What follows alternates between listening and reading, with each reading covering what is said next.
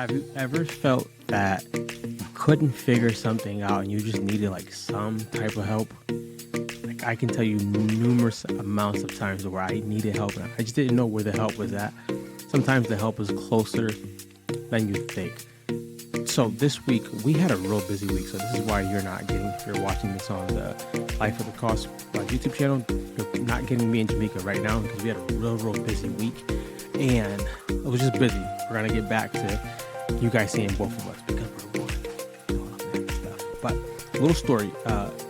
Aaliyah is a person who, she's our daughter. We call her Malcolm X because she's so spicy and she's so like by any means necessary. She's so determined. So with that being said, keep that in mind.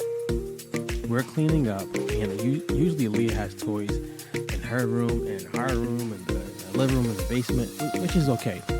This time we were getting ready to clean up the basement, and Aaliyah had a bunch of little Legos. They were just laid around everywhere. So we're like, all right, we're gonna clean up so we can get ready to leave. So we tell Aaliyah, clean up your toys, put it in this basket so we can get ready to leave. Now, usually she's so determined, like you're like, she's gonna clean it, no problem. She starts to like become overwhelmed.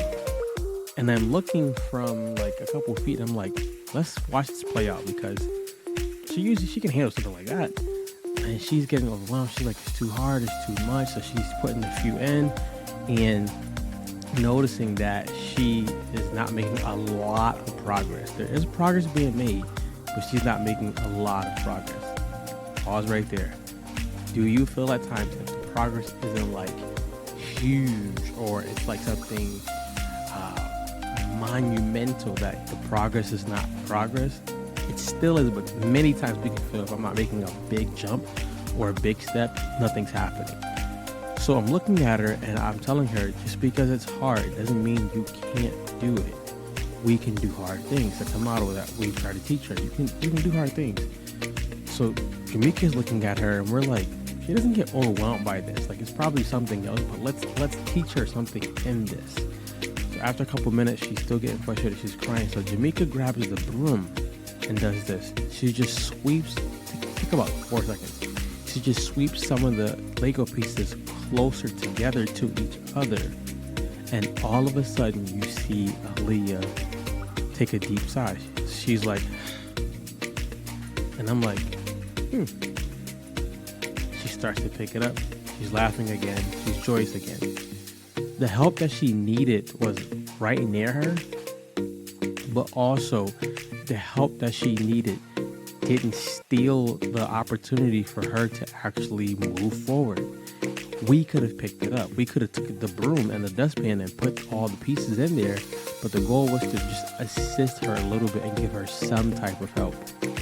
Many times we think that God is supposed to just sometimes do it all for us, and sometimes he does. I wish he would do it all for us, but sometimes he sends somebody with a little push, a little assist, a little help, not to do it all, but just so you can know this is possible. Now, the cool part about that is every time now she has something like that, we remind her that she can do hard things because she's done something hard before. And it gives her encouragement to actually just say, hey, you know what? I could do this. I'm going to move ahead and get this done. So we're watching this happen. She picks them up, she puts them in, she feels joyous.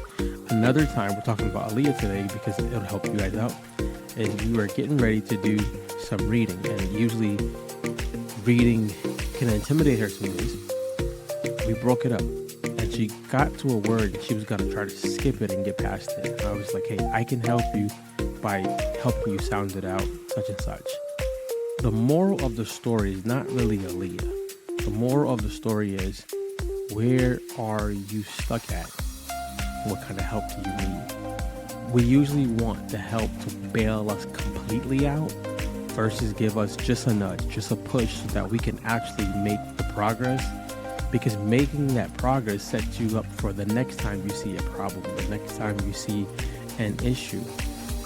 The goal of life is to serve God with your whole heart, your whole mind, and your whole soul.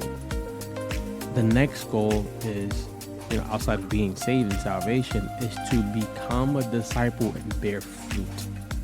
The purpose of bearing fruit is so that you can actually do what you're supposed to do on earth. And at times you're going to need help. But sometimes you have to realize that that help might just be the little push versus someone solving the problem for you. If we look at anybody in the Bible who has accomplished anything great, anything massive, sometimes God just gives them the nudge. Sometimes he asks them the question. He asked the guy at the pool of Bethesda. He's been there for 38 years. 38 years. Completely, he's messed up mentally, physically, and spiritually. Jesus goes to him and he's like, hey, do you want to be made whole? This is the nudge. This is the push. This comes in a question. And the guy starts to tell Jesus about all the reasons why it hasn't worked. I've been at this pool for this long. Every time I get ready to go in, somebody jumps in front of me. He has a mindset of excuses, a mindset of people should be helping me, not it being a blessing. And that I've been here so long, it's kind of like, this is my story. I've adopted this story for myself. Jesus tells him, pick up your bed and walk. Another time in scriptures, we see where the woman with the issue of blood, her push is completely different. She goes after what she wants, and then Jesus heals her by just being him and having his cloak on. She touches the cloak and she gets healed. One of my favorite stories is the story of Abraham. God tells him after he has been, let's see the right word to say, after he's not been able to have a baby, that he has a baby, and then God tells him, I want you to sacrifice him. I want you to bring him up to the mountain. I want you to sacrifice him.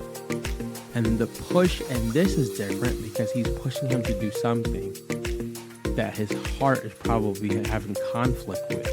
I want you to sacrifice your son. The one that I told you that I was going to give you, I promised you I was going to do all these blessings through him. And Abraham is believing that, hey, if God's telling me to do that, I'm gonna follow the help. Isaac is going to probably be raised from the dead, but this is going to help. The push comes down also where the angel's like, hey, we know that you fear God. Go ahead, put the knife down. You don't have to kill Isaac. Where is God trying to push you at that you might be ignoring? Where's God trying to push you at that you might not feel is the exact thing you want? I want to encourage you today to find out, where's God pushing me? What help do I need? What step do I need to make? And I want you to take that step. Let us know in the comments which step you're going to take. And next week we'll be back for more. Take care, guys. I'm out of here.